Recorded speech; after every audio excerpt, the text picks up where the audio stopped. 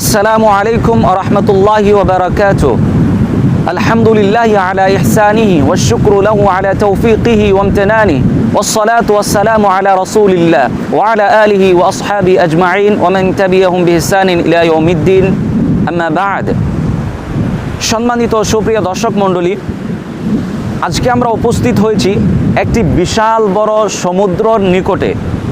এটাকে Arabian C বলা হয়, যেটা পার হওয়ার সাথে সাথেই আমরা সৌদিয়ার বিভিন্ন প্রান্তরে প্রবেশ করতে পারি। এখানে আসার একটি বড় উদ্দেশ্য হচ্ছে যে আল্লাহ সুবহানাহু ওয়া তাআলা মানব জাতিকে বহু নিয়ামত প্রদান করেছেন।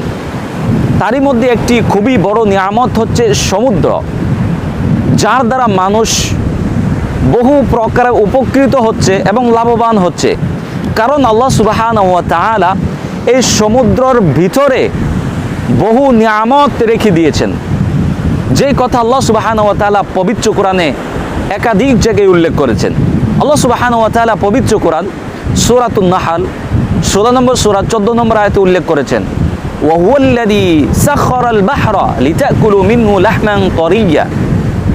তিনি আল্লাহ সুবহানাহু ওয়া তাআলা নিয়োজিত করেছেন সমুদ্রকে, যাতে তোমরা তা থেকে তাজা মাছের গোশত খেতে পারো। ওয়া তাস্তাখরিজুনা মিনহু হিল্যাতান তালবাসুনাহা, এবং যাতে তোমরা বের করে নিয়ে আসতে পারো এই সমুদ্র থেকে অলংকার, যা তোমরা পরিধান করো। এই আয়াতের মধ্যে হিলিয়াতান শব্দর দ্বারা ওই সমস্ত রত্নরাজি, মণিমুক্তা ও মূল্যবান সামগ্রীকে বোঝানো হয়েছে, যা সমুদ্র গর্ভ থেকে নির্গত করা হয়, এবং মহিলারা নিজের সৌন্দর্য ও শোভাকে আপন স্বামীর সম্মুখে প্রকাশ করার জন্য পরিধান করে থাকে। আল্লাহ তাআলা বলেন, ওয়া তারাল ফুলকা মাওয়াখিরা ফি, এবং তোমরা দেখতে পারো এই সমুদ্রর বুক চিরে নৌযান চলাচল করে। আমরা অনেক সময় দেখে থাকি যে সমুদ্রের মাঝে নৌকা চলাচল করে। এই নৌকা দিয়ে হয়তো মানুষ মাছ ধরে থাকে, আবার ওই নৌকার মাধ্যমে মানুষ নিজের জীবিকা নির্বাহ করে। ব্যবসা বাণিজ্যর মাধ্যমে মানুষ এক দেশের সামান আরেক দেশে আমদানি রপ্তানি করে নিজের ব্যবসাকে প্রশস্ত করে থাকে, ব্যবসা বাণিজ্য করে থাকে। তাহলে এর দ্বারা মানুষ উপকৃত হচ্ছে। এই জন্য আল্লাহ সুবহানাহু ওয়া তাআলা বলেন, ওয়ালিতাবতাগু মিন ফাদলিল্লাহ, এবং তোমরা কি করো? আল্লাহর ফদল, কৃপাকে অনুসন্ধান করো, যা এই সমুদ্রের ভিতরে রয়েছে। ওয়ালা আল্লাকুম তাশকুরুন, এবং তোমরা আল্লাহ সুবহানাহু ওয়া তাআলার কৃতজ্ঞতা প্রকাশ করো। সম্মানিত দর্শক, এই বিশাল বড় সমুদ্রটি যেটি দেখতে পাচ্ছেন, এটি কিয়ামতের সময় আগুনে পরিণত হয়ে যাবে, অগ্নিতে পরিপূর্ণ হয়ে যাবে। আল্লাহ সুবহানাহু ওয়া তাআলা পবিত্র কোরআনে উল্লেখ করেছেন, ওয়াল বাহরিল মাসজুর, সমুদ্রের শপথ, সমুদ্রের কসম, যেটাকে অগ্নিতে পরিপূর্ণ করা হবে, আগুনে পরিণত করা হবে। অন্যত্র বলেন, ওয়াইদাল বিহারু সুজ্জিরাত, যখন সমুদ্রকে অগ্নি উত্তাল করা হবে, প্রজ্বলিত করা হবে, অর্থাৎ কিয়ামতের সময় এই সমুদ্রতে আগুন ধরিয়ে দেওয়া হবে এবং সমুদ্রকে শুকিয়ে নেওয়া হবে। আজকের এই সংক্ষিপ্ত আলোচনায় কয়েকটি বস্তু আমরা বুঝতে পেরেছি। তার মধ্যে একটি হলো যে আল্লাহ সুবহানাহু ওয়া তাআলার অস্তিত্ব প্রকাশ পায়। কেননা এই বিশাল বড় একটি সমুদ্র, যেটা আল্লাহ সুবহানাহু ওয়া তাআলা আমাদেরকে নিয়ামত স্বরূপ দিয়েছেন, আমরা যখন বিবেচনা করি, চিন্তা করি, অবশ্যই আমরা বুঝতে পারবো যে এই বিশাল বড় সমুদ্রটিকে কে সৃষ্টি করেছে এবং কে এর নিয়ন্ত্রণ করে, কে এর পরিচালনা করে। এটা এমনিতেই পরিচালিত হবে, এটা এমনিতেই চলতে থাকবে, এটা হতে পারে না। এর কোনো সৃষ্টিকর্তা রয়েছে। এটা মানুষের দ্বারা পরিচালিত হবে অথবা জিনে একে পরিচালনা করবে, এটা অসম্ভব, হতে পারে না। একমাত্র আল্লাহ সুবহানাহু ওয়া তাআলার দ্বারাই সম্ভব, যিনি মহাশক্তিশালী, সর্বভৌমত্বের মালিক। একমাত্র আল্লাহ সুবহানাহু ওয়া তাআলারই দ্বারা সম্ভব। এজন্যই এর দ্বারা আল্লাহ তাআলার অস্তিত্ব প্রকাশ হয়ে যায়। দ্বিতীয়তে আল্লাহ তাআলার শক্তি, আল্লাহ তাআলার শক্তি ও ক্ষমতা প্রকাশ পায়। কেননা এই বিশাল বড় একটি সমুদ্র, যেটাকে আল্লাহ সুবহানাহু ওয়া তাআলা কিয়ামতের সময় আগুনের মধ্যে পরিণত করা হবে। বাস্তবে আমরা দেখি, সাধারণত আমরা পানি দিয়ে আগুনকে বুঝিয়ে দিই, পানির দ্বারা আগুন বুঝে যায়, কিন্তু এই বিশাল বড় একটি পানির সমুদ্রকে আল্লাহ সুবহানাহু ওয়া তাআলা আগুন ধরিয়ে দিয়ে শুকিয়ে নেবে। এটা আল্লাহ তাআলার ক্ষমতা ও শক্তি।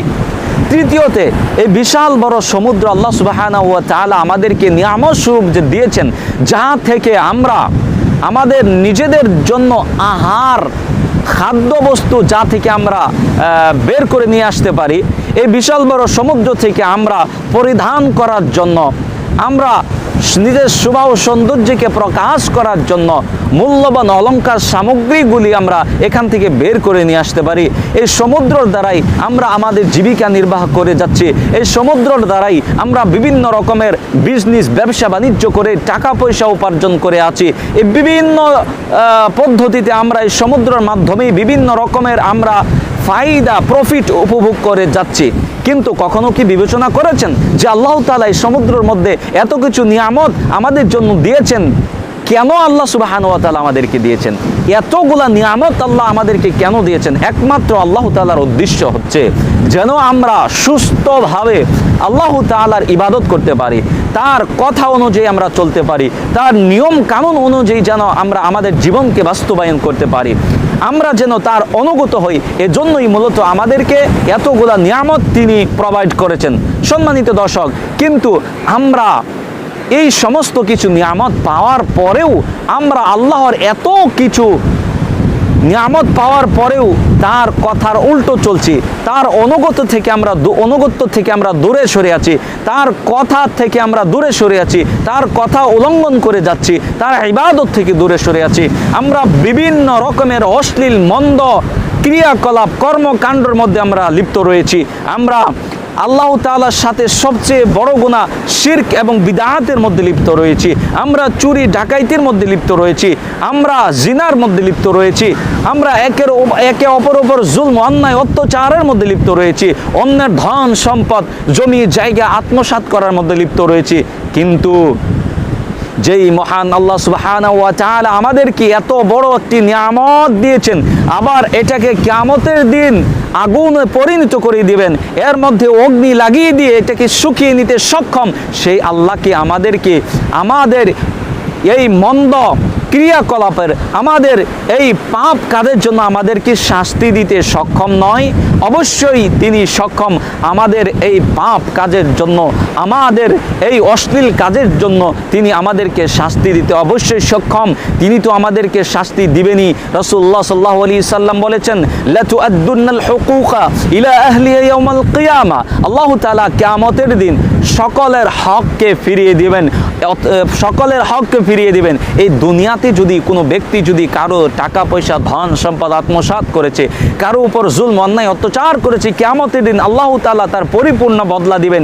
হাত্তা ইউকাদা লিশাতিল জালহাই মিনাশ শাতিল কারনা।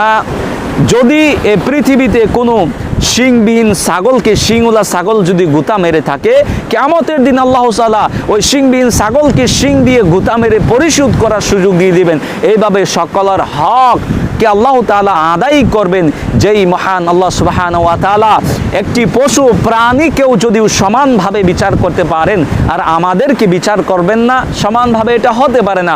অতএব আমরা ফিরে আসি আল্লাহ তাআলার দিকে, আমাদের গুনাহের জন্য, পাপের জন্য আল্লাহ তাআলার কাছে তওবা করি, যেন আল্লাহ আমাদেরকে মাফ করে দেয় এবং আমাদের ইহকাল এবং পরকাল যেন শান্তিতে হয়, আরও যেন আমরা আখিরাতে সফল কাম হতে পারি। আল্লাহ আমাদের সবাইকে তৌফিক দান করুক, আমিন। আসসালামু আলাইকুম ওয়া রাহমাতুল্লাহ।